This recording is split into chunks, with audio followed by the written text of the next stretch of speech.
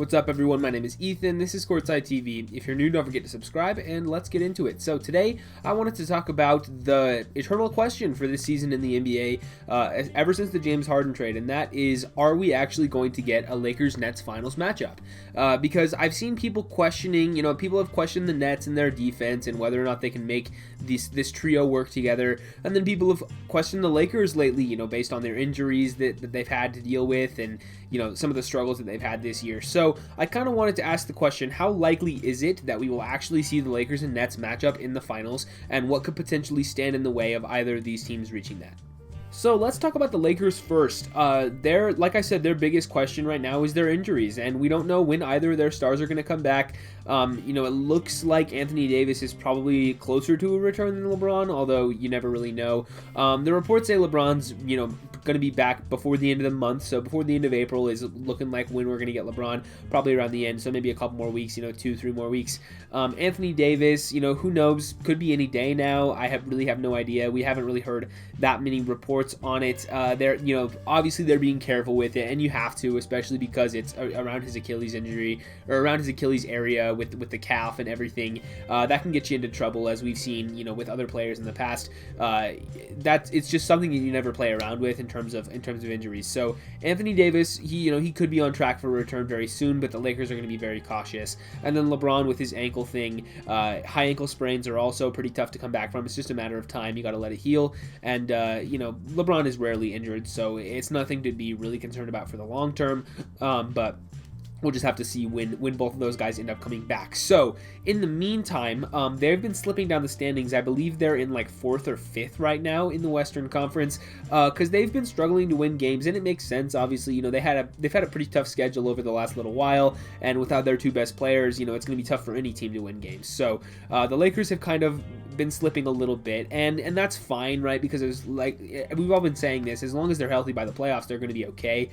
There's nothing to really worry about. But, if they do slip down the standings, they have to play on the road a lot in the playoffs, and they're going up against tougher competition. That could spell at least a little bit of trouble for them, especially if their stars start to get fatigued, and they're, playing a little bit not 100%. If either of them can't get back fully healthy by the time the playoffs roll around, who knows, right? So that's really the major concern for them. We know how good they are when they're fully healthy and they're locked in and clicked. This is a slightly different team than last year. They've made some swaps in the personnel department. Guys like Dennis Schroeder, Montrezl Harrell in there, Marc Gasol, Andre Drummond, rather than Danny Green and whoever else they ended up losing in free agency. So it's a different vibe sort of this year for this Lakers team. But I still think they're very good, obviously, and many people consider them to be the favorite for the title, even after the Nets made their moves. But now it seems to be more of a conversation between the two, given the direction both of these teams have been trending over the last month or so. And then for Brooklyn, this is a historic team. Basically, their offense is hitting historic levels of efficiency when they have all their players on the floor. And even when they don't have all their players on the floor, I believe they've only had 7 games of their full big three together with James Harden, Kevin Durant, and Kyrie Irving, because all three of them have been sort of in and out of the lineup ever since they made that Harden trade. As we know, KD is just barely come back after missing about 2 months nearly with that hamstring, and James Harden is now out with a hamstring for a little while. Doesn't seem to be anything major there, just some precautionary. He'll be out for maybe a couple of weeks. Kyrie Irving has been in and out for like personal reasons, and he's had some minor injuries to deal with as well. So all three of those guys have been sort of in and out of the lineup, and they've still been killing people. Like, they just have won, and they've been winning games. They've taken over the number 1 seed in the Eastern Conference from the Sixers. It's still close between the two, but they're right up there for the number 1 seed, and they've just been a buzzsaw, basically going through every single team in the league. Every night they match up, regardless of who they have out on the floor. If it's just Harden, if it's just Kyrie, just KD, or 2 of the 3 or whatever, it doesn't matter. They just win games. They have a good supporting cast.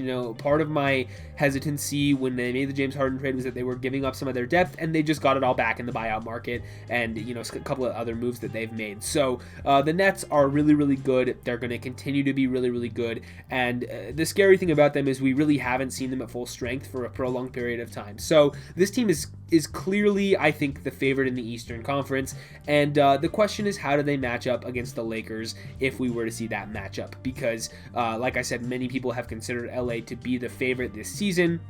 And that's mostly just going off of the fact that they won last year and got better over the offseason, but we have not seen this Nets team fully together, so we can't really know how they're going to match up against each other. So the other interesting wrinkle to this is that these teams only play twice this year, and given the Nets are basically a brand new team this season, we have never seen this matchup before.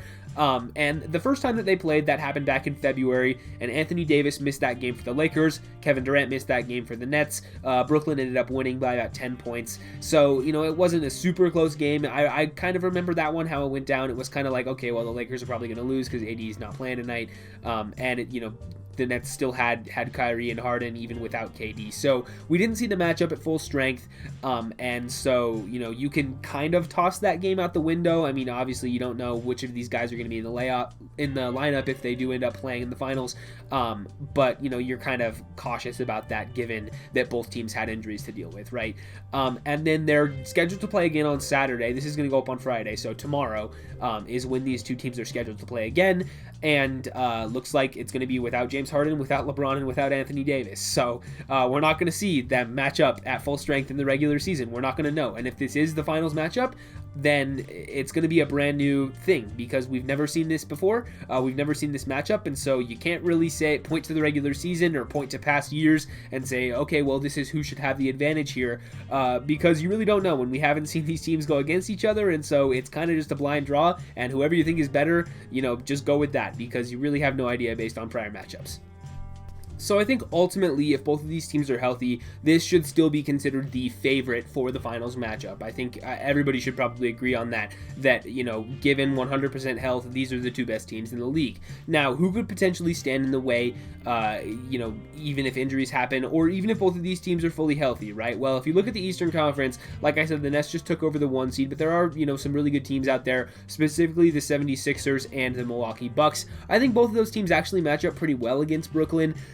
Philly, having Joel Embiid and the Nets not really having anybody to guard him inside. They don't really have anybody who can really match up and body up with Embiid, and he should be able to do well. But the Sixers defense, while it's good, you have Ben Simmons, you have Danny Green, a couple of guys who know how to guard on the ball. The Nets just have so many threats that it's going to be tough to really stop that. So, the Sixers do have a decent shot, but I would not give them, the favorite in that matchup.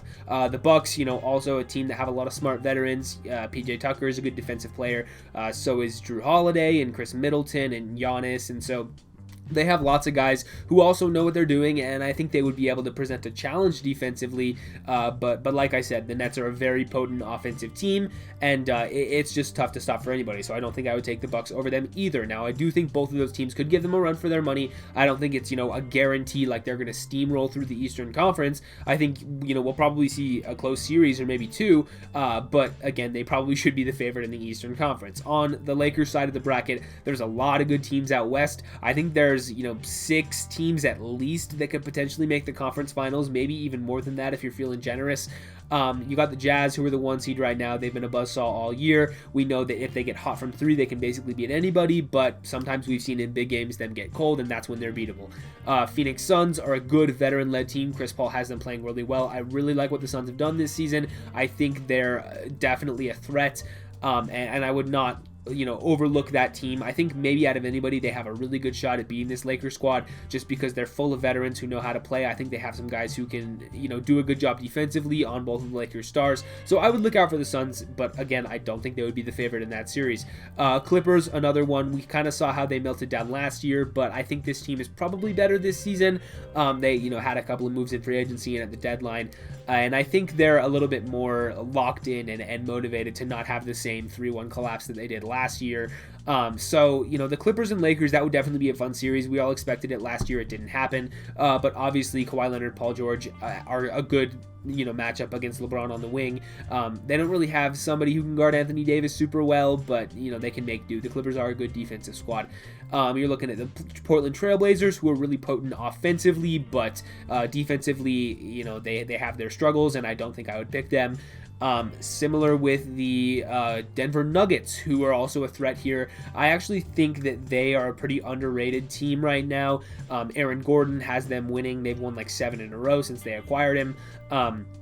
And that team is also just very, very good. They're playing at a super high level right now with Jokic, Jamal Murray, and Michael Porter Jr. emerging as an offensive threat as well. Aaron Gordon being that, versatile Swiss Army knife defensive guy.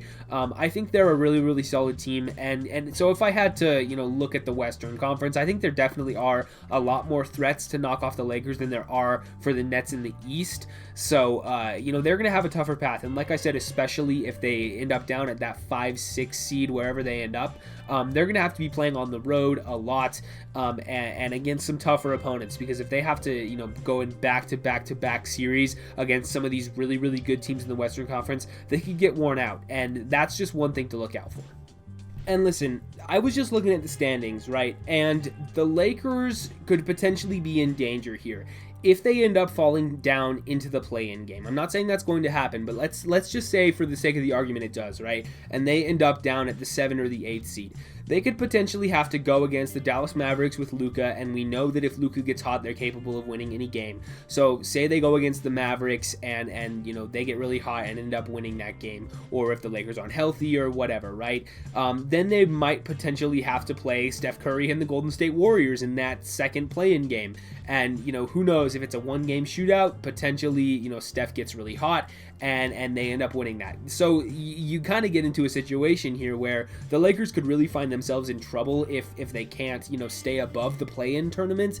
Now, obviously, I don't think they would be, I don't think that the Mavericks or the Warriors would be favored over the Lakers in a one-game shootout, but you're looking at that, and there's a lot of really good teams in the Western Conference, man. Like, even the Grizzlies are not pushovers, and so you're looking at that play-in tournament down there. Even the Spurs too, they're a rock solid team.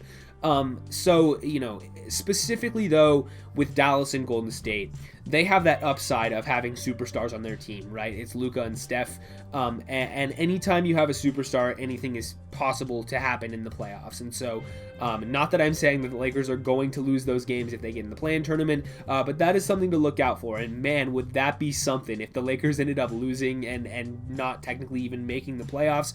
Like, again, I want to give a big disclaimer here. I don't think that this is going to happen, but it's possible. And that's why this season is kind of really entertaining right now, because anything can happen, and the team that was the favorite before the year dealt with a lot of injuries. They could find themselves in a really tough spot. So if I was a betting man and I had to pick a finals preview, would this be the one I would pick? Yeah, probably. I think the Nets are basically a shoo-in in the Eastern Conference, if I'm honest with you. Now, obviously, things could go wrong and they could collapse in the playoffs, but they are playing so well right now, and it's without even being fully healthy. There are good teams in the Eastern Conference, but the thing is, they're probably only going to have to play one of them, because the Bucks and the Sixers will likely have to play each other, and one of them will get knocked out before facing the Nets. And so, it's like they probably have a much easier path to the finals, I think. And in the Lakers' case, assuming they're healthy, yes, they'll be fine. But if they're a lower seed in a better conference, and I just think there's a lot of really good teams in the West, and so they're looking a little vulnerable at the moment. Now, they probably still are the favorites, like I said, assuming health for everybody. But, this could be interesting. And if this is the finals matchup, right, I really don't know who I would pick at the moment, just given that obviously we know how good the Lakers can be. We saw them win the title last year at full strength. The Nets are more of the unknown, right? We haven't seen them, play at full strength together in the playoffs, and this is a brand new team, and given that these two teams are not going to play each other at 100% during the regular season, anything can happen. So it's going to be an exciting playoffs, and if we do get this matchup, I think it'll be a really, really good series. So yeah, I think that's about all I have on the Nets and the Lakers. Like I said at the top of the video, if you're new, don't forget to subscribe, leave a like, ring the bell if you want to, leave a comment letting me know what you guys think about this potential finals matchup. Would you like to see it, and who would you have winning? But yeah, with all that said, I'll see you guys in the next one.